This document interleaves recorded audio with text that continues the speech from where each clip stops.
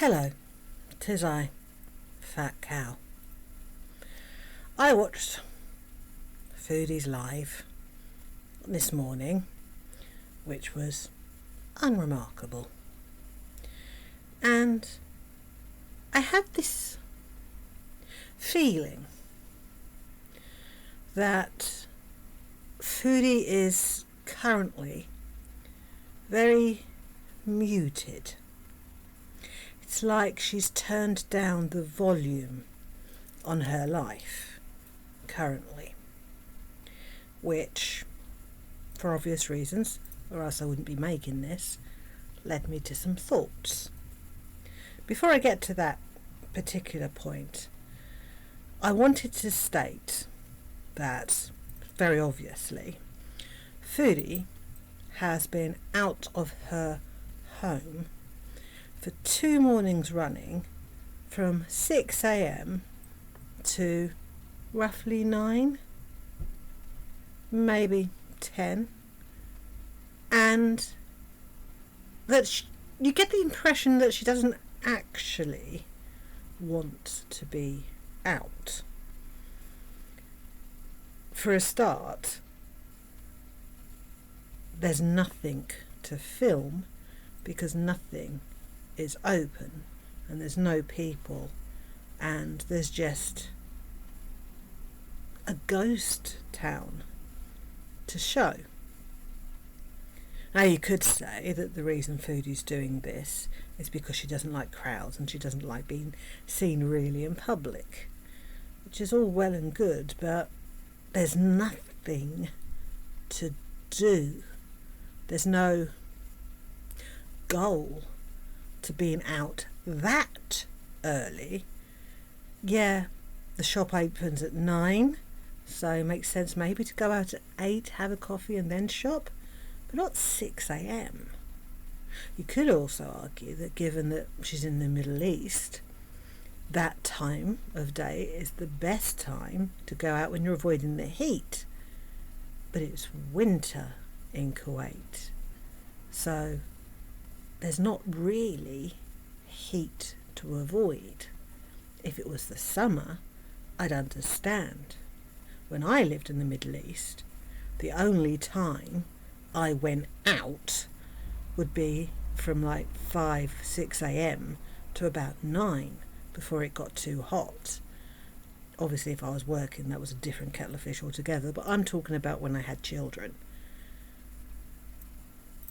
Does she have to be out of the house that early in the morning for whatever reason?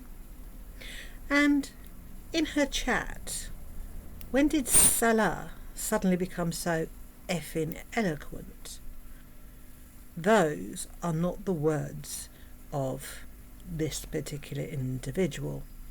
They are either written ahead of time by somebody else and he copy pastes them, or he's found them on the internet and copy pasted them, or someone else is using his account while Foodie is not necessarily voluntarily outside incredibly early in the morning. But those are just my observations. And now my actual point. When I say that Foodie seems muted, that it's like she's had the volume turned down on life because she's not reacting to things, but she's neither particularly joyous or particularly devastatingly miserable either. She's just there. It reminded me of how I felt. Now this is just me telling a story, but I see some similarities in her current behaviour than what I'm about to tell you about. In my very early 20s, I was about 21 or 22, I was diagnosed as being depressed. for the first time. Now, the reason I'd gone to a doctor to ask for treatment was because I was living a very grey existence at the time, but didn't think much of it. But it was when I would find myself suddenly crying in the shower for no reason whatsoever, or suddenly crying at a mailbox as I was about to post a letter to be delivered. Why was I suddenly crying at random times? It was bizarre. So I went to the doctor. They decided I was suffering from depression, and I was introduced to my first antidepressant, which was, at the time, being also the early 90s, by the way. Things have progressed medically since then. It wasn't the Stone Age either, just like to point out. I wasn't offered a lobotomy, for example. I was put on Prozac. Now, the thing about Prozac for me then, I've since had it at other times with much more success, but this was the first time. I didn't physically feel any different. I wasn't aware of any difference. It wasn't like I was suddenly joyful. But one day, while I was studying for my exams, I was at uni, psychology and sociology, just in case you were interested, and in the background I was watching a documentary. It was a documentary on animals. Now, there is one thing that you can absolutely guarantee when it comes to me and wildlife documentaries, and that is I will cry. I absolutely will cry. Now, this documentary was particularly brutal. It was about a certain cove in an Asian country where fishermen would harvest dolphins. They would force all these huge pods of dolphins into this cove and then slaughter them en masse. We are talking about dolphins in their thousands. So much so that the water was red. Now, I cry at all wildlife documentaries. If a bee is too cute, if an animal's being whatever, if something's in a bit of danger. So you would imagine that upon watching the slaughter of thousands of dolphins, I would be a tad upset. I knew I should be upset. I knew what I was watching was horrific, but I physically couldn't respond, and I physically couldn't cry. The Prozac had chemically lobotomized me. I felt nothing, although intellectually I knew I should be. I got the medication changed. At the time, the medication was called Lustrol, but we now know it as sertraline, and I'm still on it, by the way. My brain, my beautiful lump of meat that lives in my skull box, doesn't make the happy chemicals by itself. It needs help, and there's no shame in that. But anyway, I digress. This chemical lobotomy that I had, this feeling of not feeling anything, yeah, it's an oxymoron, I know. It's what I'm seeing in Foodie currently. Which begs the question, is she succeeding at No Rage 2025 currently because somehow using something, be it prescription or non-prescription, Has she turned down the volume on her life? Is she softened the blow of what's going on currently? Is she chemically hiding in a pillow fort, for want of a not necessarily better phrase? Because Foodie doesn't have the emotional regulation or the self-control not to react to whatever it is that's going on currently, because something is up, something is off, something is afoot. I fail to understand what that phrase means, but hey ho. So I'm wondering if Foodie is not coping as well as Foodie appears to be coping, because her coping mechanism is not within, it's an external influence.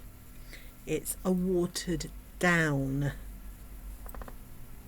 Foodie we are currently experiencing. Just a thought. Has she gone back on medicine? Was she on medicine, but medicine has been increased? Has an alternative been found, methinks? Anyway, that's my thought for today. Also, when I lived in the Middle East and I went to places that I knew had cats, I always made sure I had food for the cats. I don't pet a stray cat unless I know I can feed them, because that's not fair. So, I've been making dolls, and I have been struggling with their faces. I've been trying to make their faces slightly more humanistic, and it's a difficult thing to do with sewing, because sometimes I'm an idiot. I spent hours this morning, can you see it's Anne Boleyn Reid? Probably not, sewing this to try and get a face shape.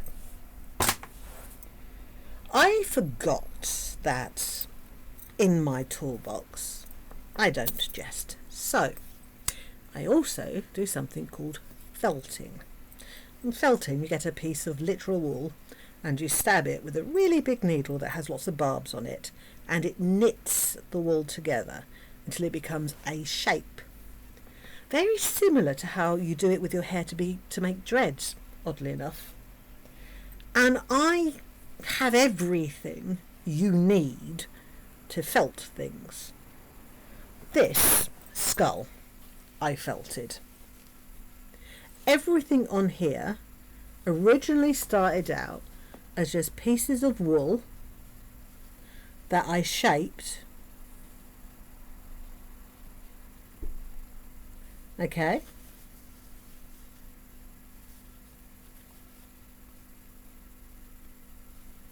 Even the teeth. The skull itself I sewed together with felt.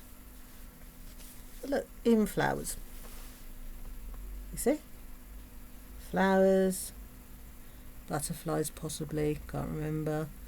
I can't see, and the heart on the back. Sacred Heart, I think they're called. I even have felted dolls' faces. I have felted faces. This, my demon in a straitjacket, was actually my first attempt at felting a doll face. And this thing is entirely felted too. Even the eyes. It's got false eyelashes on, by the way.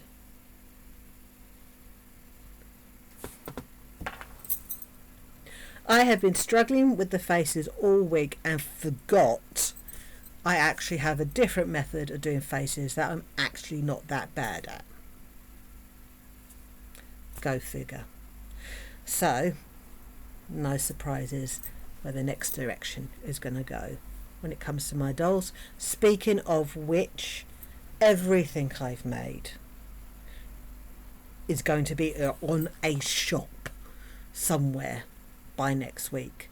I've got to choose between Etsy and something else, and I'm more inclined to go with the something else, and the something else can be done through YouTube like a normal merch shop.